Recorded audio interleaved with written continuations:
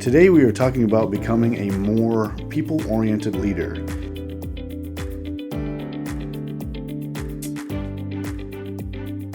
We can usually take two approaches, either be task-oriented or people-oriented. In the finance and accounting profession, we tend to be more task-focused because we are usually buried in requirements, always struggling to keep up with everything we are being asked to do. Becoming people-oriented is a long-term strategy that can definitely pay huge for you and your team in the long run. Enjoy the episode. Welcome to the Finance Leader Podcast, where leadership is bigger than the numbers. I am your host, Stephen McLean. This is the podcast for developing leaders in finance and accounting. This is episode number 16, and today we're going to talk about becoming more people-oriented instead of just task-oriented. Bill Bradley, who is a former NBA player and senator from New Jersey, said, "Leadership is unlocking people's potential to become better." I believe we tend to be a little more task-oriented in finance and accounting instead of people-focused. Now, I'm asking you all as managers, future managers, those who are in senior leadership positions, to start to change your focus around just the tasks, but also to become more people-focused, to be more focused around the development of your team. We talk about tasks every day, all day long. We talk about what needs to get done today, what needs to get done tomorrow, what needs to get done at the end of the week and at the end of the month. We get tied around our monthly close process, and then we continue to get more requirements, even during monthly close, while we still have all of our usual requirements, reports that we do on a continual basis. The tasks never end, and they're not going to end. However, I want you to change your focus. Instead of just thinking about that task and the importance of that task, is that how do you train your team? How do you train your team to be better? How do you train your team to take on a greater responsibility? That's the responsibility of leaders. Now, it comes from a few techniques that we can use, of course, and we need to buy time for ourselves as we are continuing to deal with all the tasks that come in and all the requests for information that come in. It comes down to is task prioritization and protecting the team at the same time. We need to focus on the most important tasks first and then push off all the other ones that are good to know, great to know if we need it. But sometimes when tasks come down, we have a hard time to distinguish between what is important right now and what can wait. And that's whenever that I work on tasks, and if somebody asks me to do something, I always ask, when do you need to get it done? How important it is. I always ask a few leading questions to kind of feel out how important this task that I'm being asked to do or something that needs to get done, and kind of gauge it to the other tasks that I have that I'm working on to make sure that I'm prioritizing the most important tasks.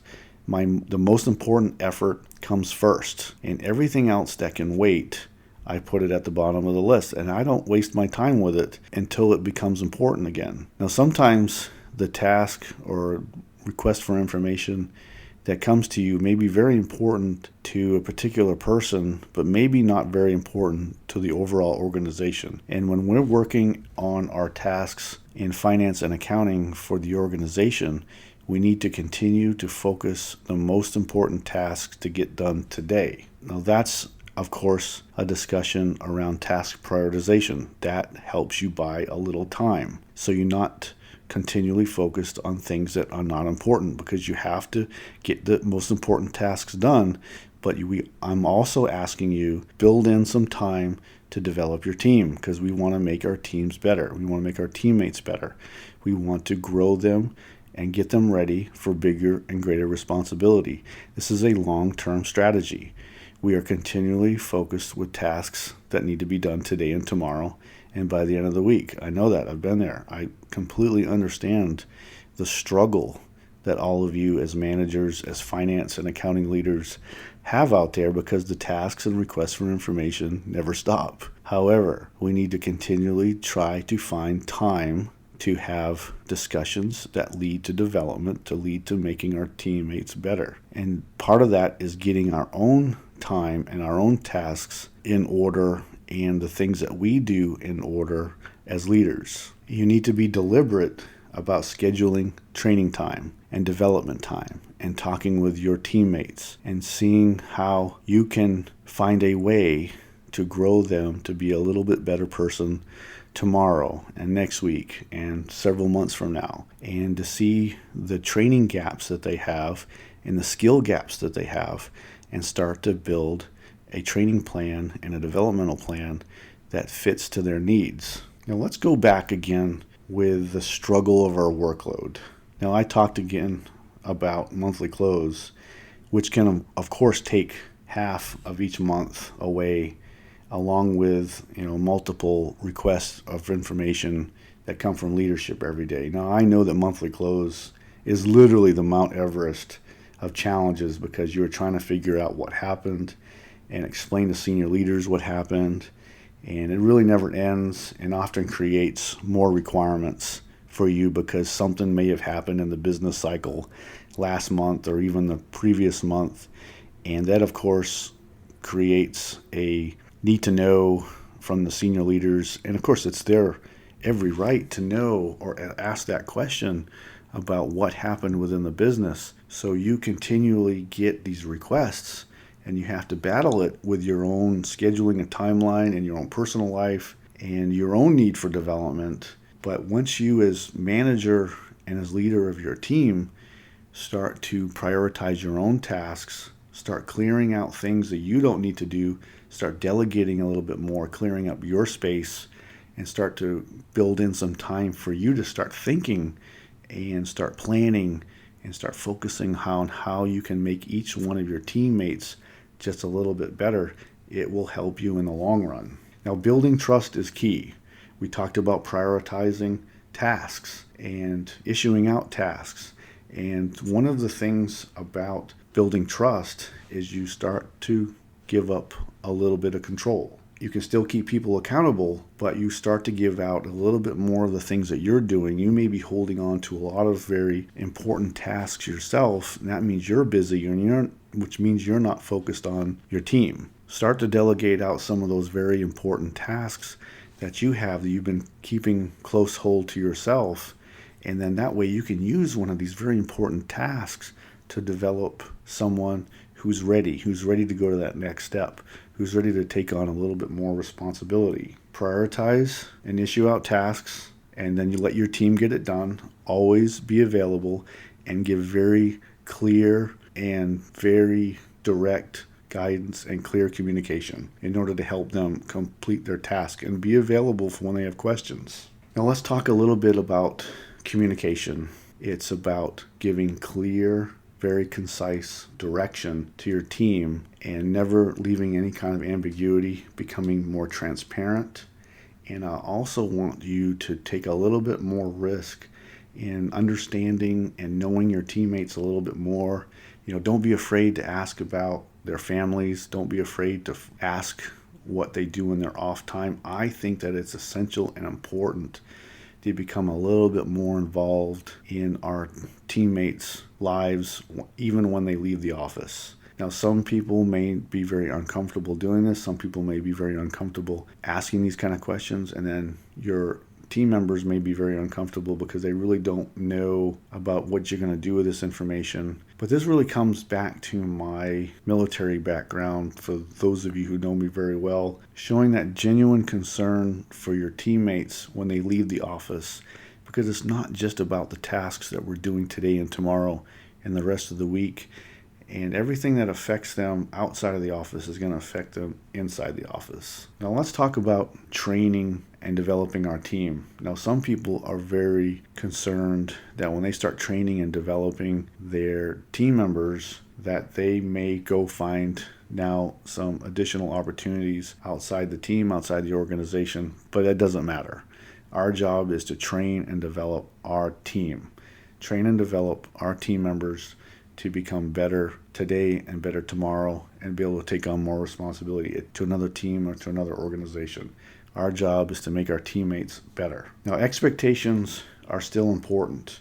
Now, we need to make sure when we become more people-oriented that we don't blur that line between leader and team member or subordinate, if you want to use that term. Sometimes managers, when they change their focus around becoming more task-oriented to becoming more people-oriented, they may actually go a little too far, and then they become too chummy, and then when you become too chummy, then you can't really hold your teammates accountable anymore. So we need to continue have that focus of development, growing, holding people accountable, still hold them accountable for those tasks, but give them a little bit more control, give clear and concise guidance, make sure you are available for when questions come up. And we also want to make sure that we have this very long-term approach to getting our team members prepared and trained and ready to take on even more challenging tasks down the road. I want you to continue empower your team to do great things. We still give, of course, great direction, and we become available to our team. When you do start to embrace and start to work on becoming a more people-oriented leader, it's really about energizing your team members, and you make them feel more appreciated for the work that they do. You kind of highlight that the benefits of becoming more people-oriented, then you bridge that relationship between your team members and the company, and it becomes a more effective relationship, more effective effort once we start to see more success within the company, because your team members have then taken on more of that greater responsibility for the company's success. Now that I've given you an introduction as to why I believe that you need to be more people-oriented versus task-oriented, I want to give you 3 solid reasons of why becoming people-oriented is best. And this will be your big takeaway for this episode. Number 1 is that you can't get the work done alone. You need a well-developed team. You need a team to make a positive impact for the organization. And then as you bring your team into more, you can accomplish bigger tasks too for the organization. Number 2 is that the productivity and effectiveness will increase as your team feels more appreciated and more involved. You will grow loyalty and a greater commitment to the work. Your team's skills and confidence will continue to grow, and your team will accomplish more. And then the third reason is that the business of leadership is to make others better. Our primary job is to develop our team. All right, for a win that I want you to focus on today, I would love to inspire at least one team manager that's out there to take a bold move, to look at the long term and start to change the focus away from being task-oriented to people-oriented. We're definitely task-oriented in finance and accounting, and I understand that. We get lots of tasks, and we have to manage those, and we have to meet requirements, and we have to meet deadlines. I want you to continue to prioritize tasks and get control around those requests. Start to hand off higher level tasks to team members instead of you holding on to them. Start to take a little bit off your plate and give it to some team members that you can trust, that you can get it done, and it'll make them even better. And you have to change. Your risk aversion needs to improve a little. Can you deal with less than perfect performance in the short term on a tough task while your team members are being trained to take on those tough tasks? Continue to communicate with your boss about what you are doing. Get buy-in. Talk to them about what you're doing. Talk to them that you are being focused on development and getting your teammates better. And then maybe your boss can give you a little bit of room so that in case that the performance isn't ideal, or if there's some rework that needs to be done, then it's okay. Now continue to work and continue to get that buy-in from your boss so that in the long run, your team will improve. Communicate with your team on what you're trying to do. Tell them that you want to develop them, and we're going to be investing some time and some effort into giving them some additional opportunities to grow and to develop. I want you to develop some training during the week and during the month around critical skills. Focus on some higher level skills, relationship building, influence, public speaking, how to brief a senior leader, communication. All these tasks are important as you grow in the ranks, as you go and develop, and as you rise from individual contributor to manager, up to a director and to a VP level and beyond.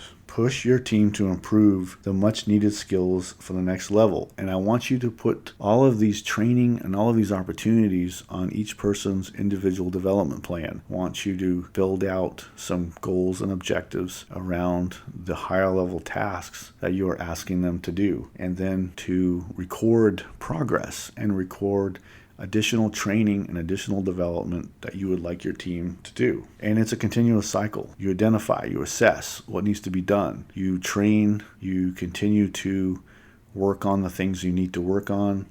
You schedule additional training, you continually assess, and then you add in additional training as required to keep working on those skills. All right, in this episode, we talked about becoming a more people-oriented leader. I want to leave you with a few statistics. Now, the Predictive Index conducted a survey in 2019 around managers and employee expectations, and there's a few things I want to talk about around the question that they asked. How frequently do employees meet with their managers? And by the way, this survey was to a little over 1,000 employees across 13 different industries. 14% of employees said that they meet with their manager daily. 38% of employees said that they meet with their manager weekly. And just a little over 20% of employees meet with their manager monthly. So I would take from this is that we are not meeting and speaking and talking with our teammates enough. I would like to see you meeting with your teammates at least twice a month.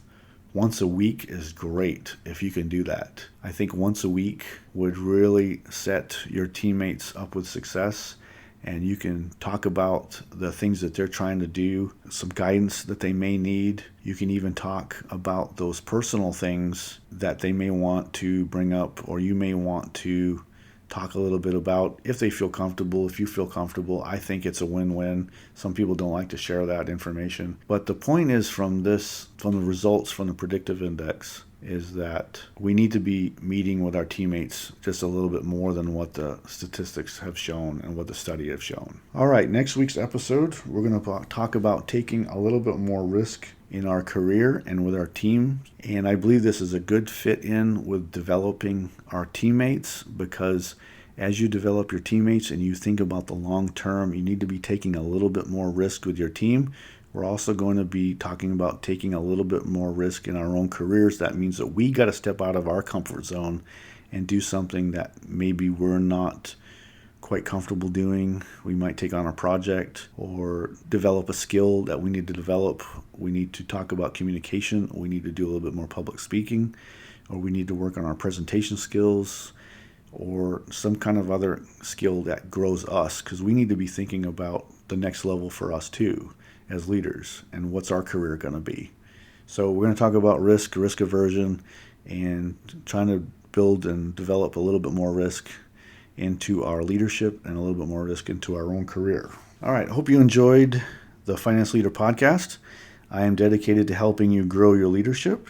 Hope you enjoyed the show today. You can get this episode wherever you find podcasts. Until next time, you can check out more resources at stephenmclean.com and sign up for my updates so you don't miss an episode of the show. Now go lead your team, and I'll see you next time. Thank you.